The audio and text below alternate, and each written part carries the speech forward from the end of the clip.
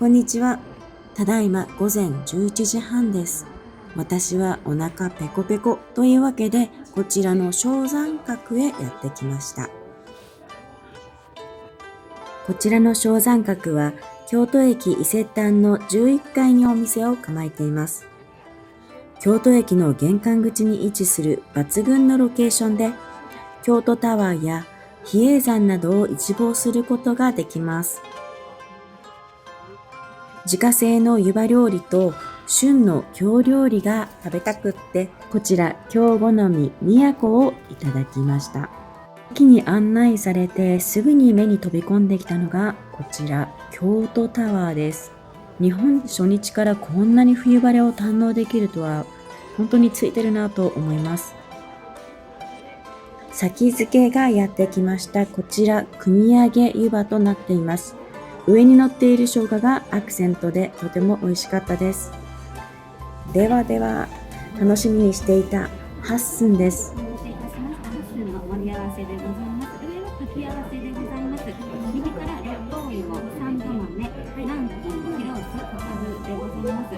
手前の右が自家製のお豆腐の田楽で、こちらは赤味噌と田楽味噌を添えております。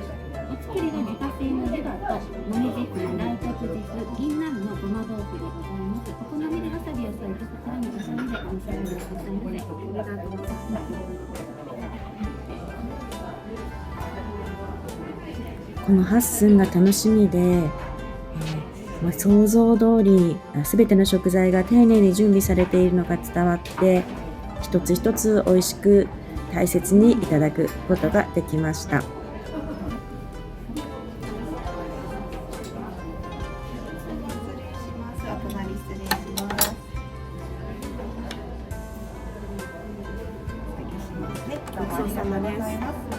8寸の次にやってきたのがこちら正山閣名物の湯葉桶となります。湯葉桶は湯葉しゃぶみたいな感じですかね。とても濃厚で、それでいて滑らかで、スルッと口に入ってあっという間に完食でした。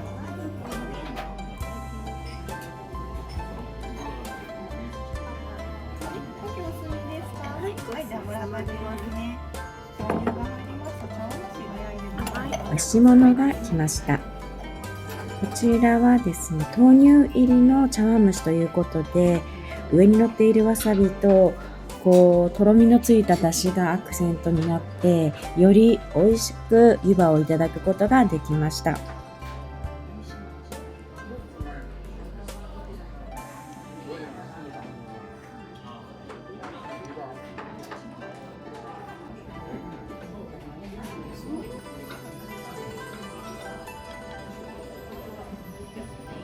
湯葉とお出汁で炊きました湯葉の時期にご焼いてください。はい、ありがとうございます。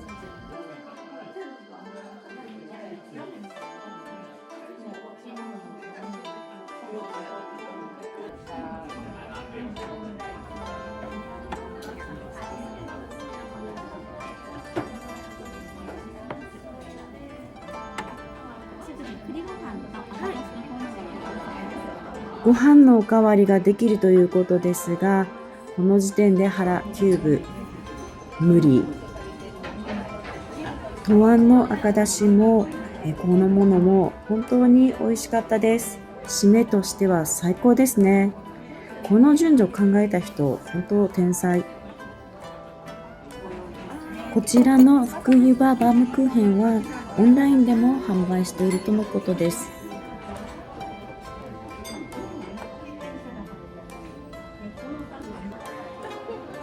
甘すぎず、重すぎず、締めにちょうどいいサイズでペロッといただくことができました。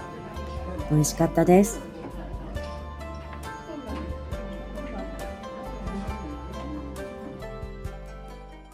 食後は伊勢丹の屋上で日光浴。そうだ、最後お店出るときに店長さんらしき方が、こんな晴天は珍しいですから観光ぜひ楽しんでくださいねとお声かけくださって、ただ私この後も食べる予定オンリーだったので、京都のお寺全く見ないんですとまでは言えず、晴天の中、食を楽しみ倒そうと思いました。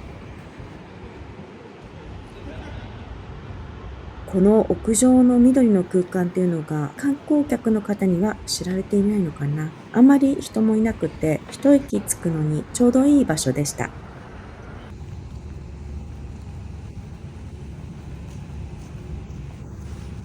こんなところにヘリポートがある。かっこいいですね。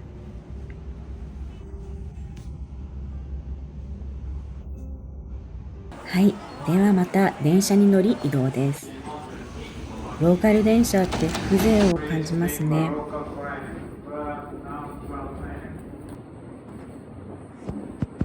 まりませんのでご注意ください。伏見稲荷大社稲荷駅お越しのお客様、10番乗り場の普通。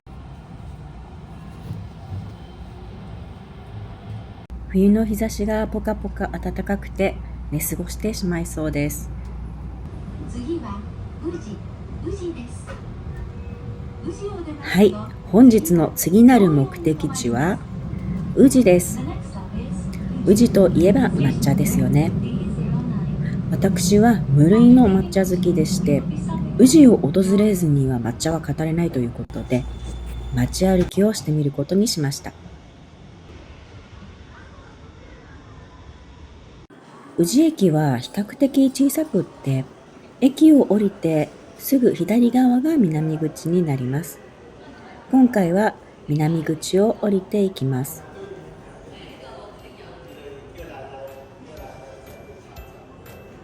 はい、階段を降りるとまず広がるロータリー。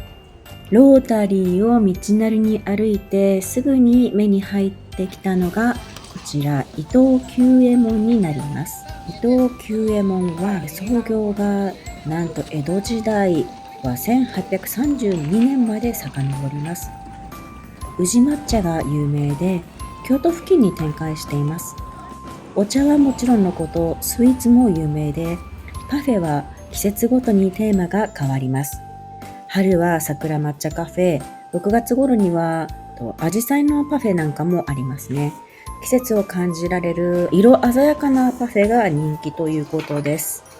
いろいろありますね。私はイチゴとか大好きなんで、でもいつもそのイチゴの季節に日本に帰れないので、ちょっと羨ましい限りですね。これ食べれる時期にいつか帰ってみたいなと思います。そしてですね、こちらはケーキ屋さん、ユージですね。パティスリーユージ。この看板見てください。好みすぎるスイーツたち。宇治にお店を構えるだけあり、抹茶も3種類をブレンドし、独自の味を追求しているとのこと。抹茶ミルフィーユ。もう優勝ですね。これ、初っ端から優勝候補来てますね。こちらは中村東吉本店ですね。銀座6にも入っています。こちらでは引き茶とお茶席体験ができます。水木土日に開催とのことで、私は急遽でしたので予約は埋まっていました。結構先まで埋まっていたので、だいぶ前に予約することをお勧めします。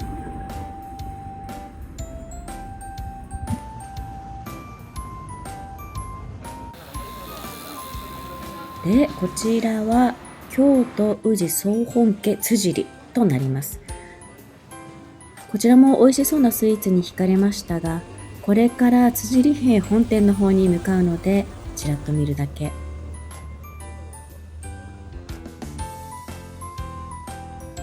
では、ここからは辻利平本店まで10分程度歩きましたので、動画の方は8倍速ですっ飛ばしていきましょう。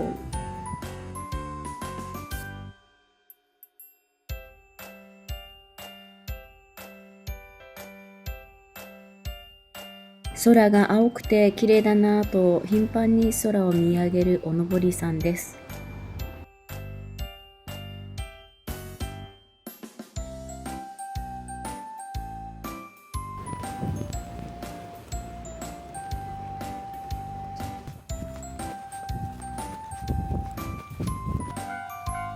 この踏切の音、電車の音、全体的な生活音がいかにも日本らしくて、今日着いたばかりということもあって、とてもノスタルジーを覚えました。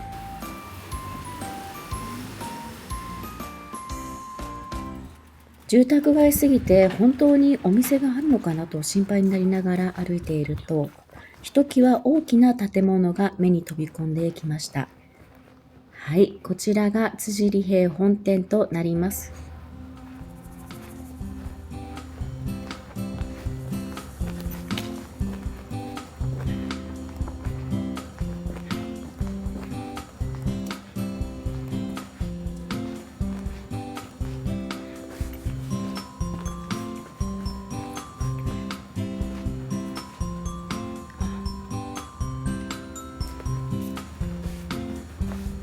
商標登録。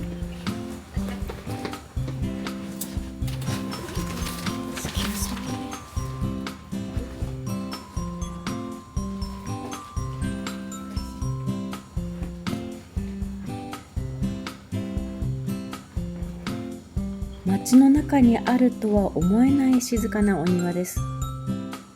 こちらは築100年の製茶工場をリノベーションした建物なのですが、庭自体は2015年に開設した作業に伴って作られた庭園とのことです。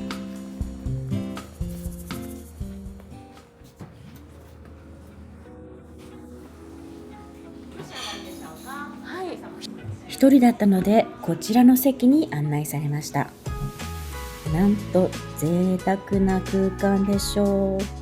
わざわざ京都経由してよかったなと我ながら自分の旅プランに惚れ惚れしてしまいます。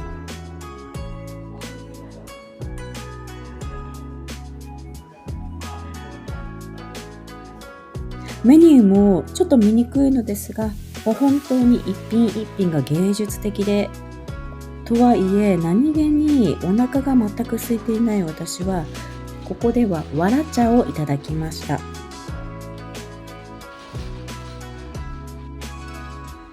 待っている間の空間も実に贅沢。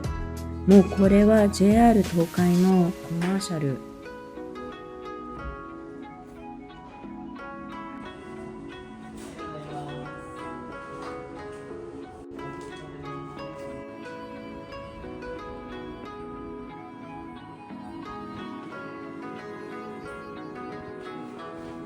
グラスを手で軽く回した後に芳醇な香りを楽しみ、濃厚なティアニン、アミノ酸の旨味が口の中に広がるということなんですけれども、初めて飲んだ感想、実際にいただいた感想なんですけれども、どことなく一瞬塩味が口の中にふわっと広がりました。これがテアニンの旨味なのかどうかはちょっとわからないんですけれども、とても新鮮な味で、いつも飲んでいる緑茶や抹茶とは一味も二味も違うという印象でした。空間も相まって一口一口が本当に味わい深いものでした。まるで映画のスクリーンを見ているかのような構図ですよね。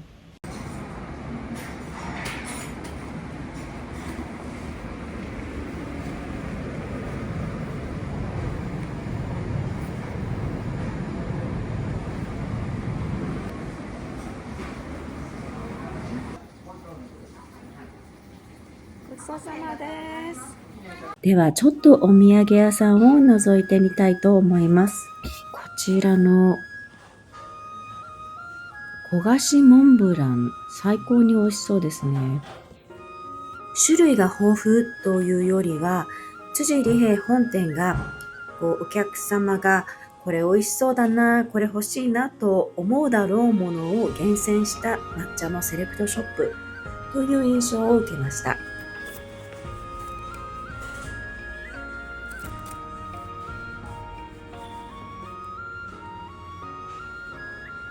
私は今回焦がし抹茶のモンブランと一服というお抹茶の粉を購入しました。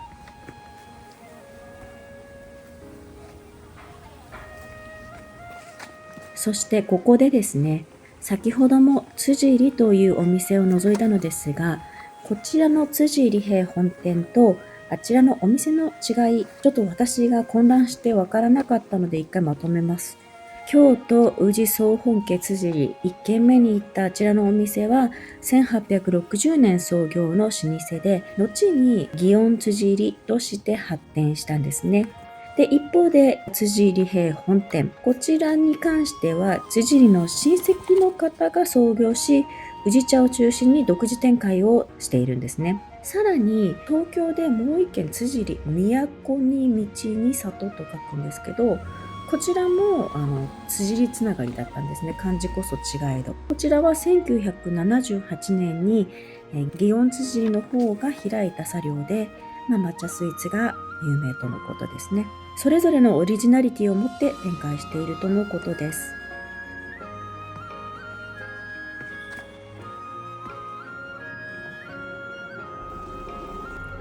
では次のお店までしばし散歩タイムです。濃い抹茶パフェ880円。もなかが美味しそうですね。のどかな景色です。こちらさっき行列だったお店なんですが、京鴨うどんや抹茶うどんが美味しそうでした。次回お腹に余裕のある時に来てみたいと思います。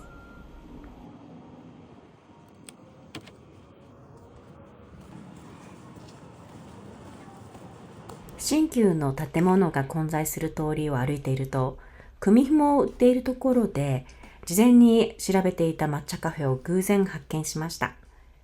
お手頃価格で抹茶だけでなくブランチやデザートもたくさんありました。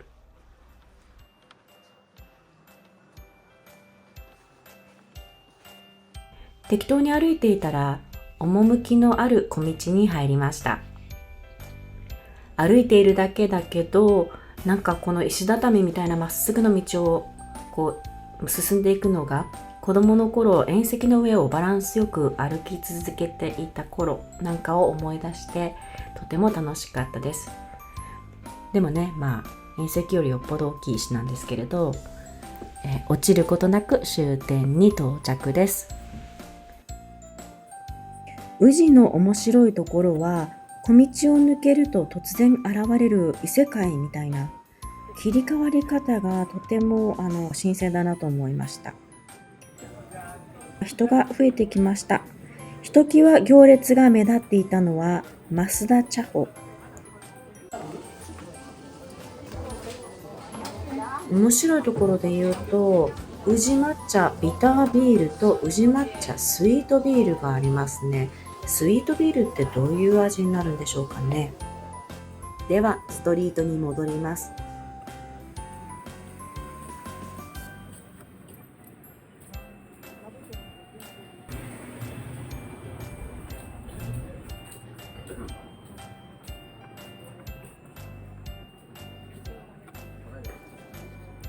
串和菓子1本500円。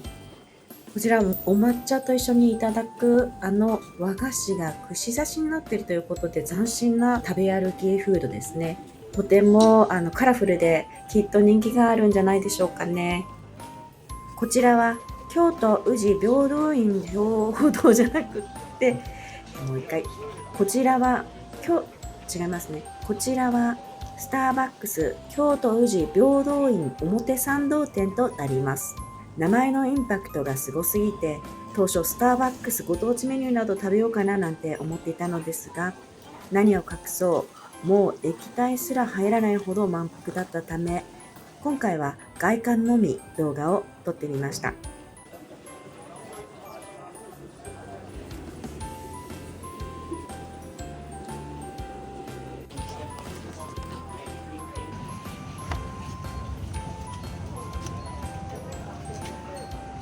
抹茶ラーメン、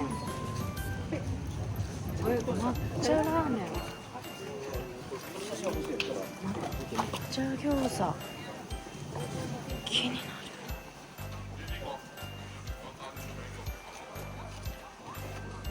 抹茶たこ焼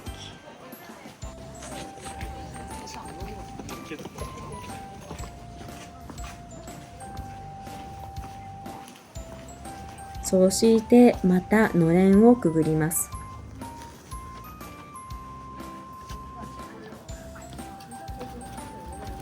先ほど駅前にもあったのですが、あちらが本店で、こちらは、中村藤吉平等院店になりますね。宇治川が見えてきました。ちょうどこの時工事中だったのですが、リズミカルに木を打つ音すらBGM に聞こえてしまうぐらい、とても雰囲気のある場所です。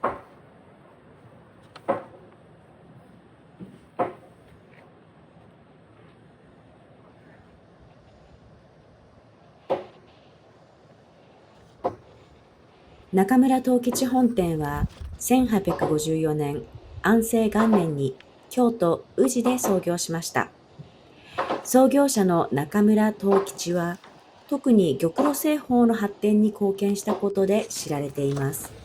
では中に入ってみましょう。座れますように。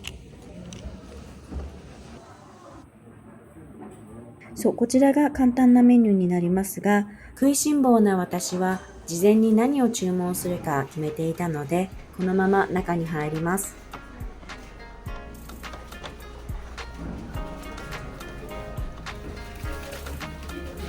店内は結構混んでいます。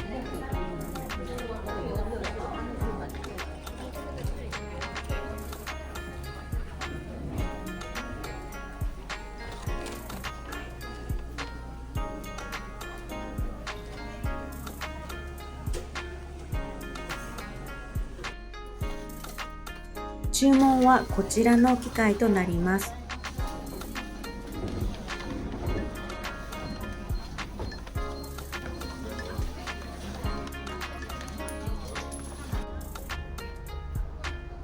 店内は1階と2階に分かれ、大きな窓からの自然光が差し込む開放的な空間が特徴です。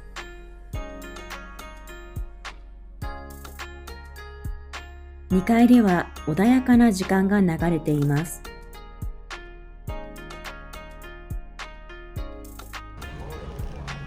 瓦屋根と宇治川の雰囲気だけだと時代錯誤に陥りますよね。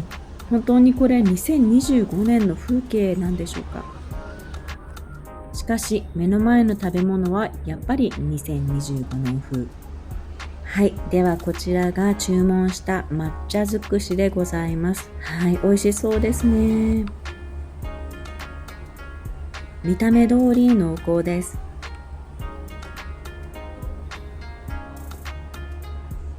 抹茶アイスもアメリカにいるとちょっとたまに抹茶1砂糖9みたいな味の時もあるんですけど、これはもう本当に文句のつけようのないザ抹茶アイスという感じでした。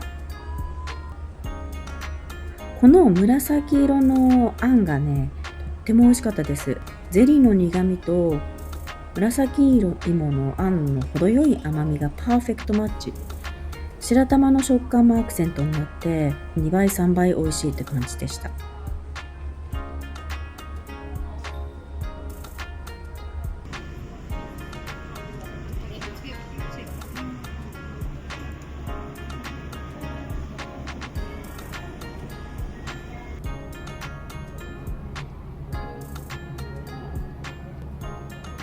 百人一首の歌枕の中で藤原定頼が詠んだ朝ぼらけ宇治の川霧大々に現れ渡る瀬々の網代木。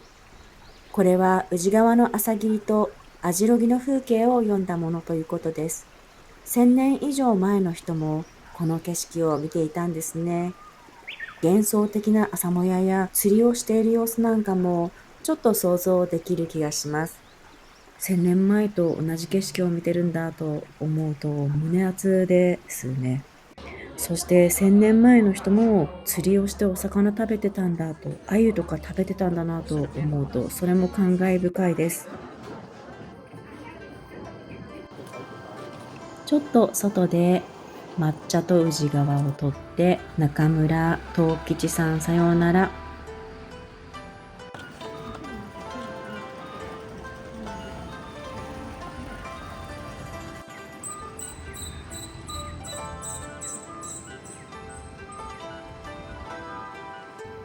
本当に観光ゼロ。何を食べるか迷って選んで食べてな忙しい宇治の街歩きでした。でもとっても美味しくて楽しかったです。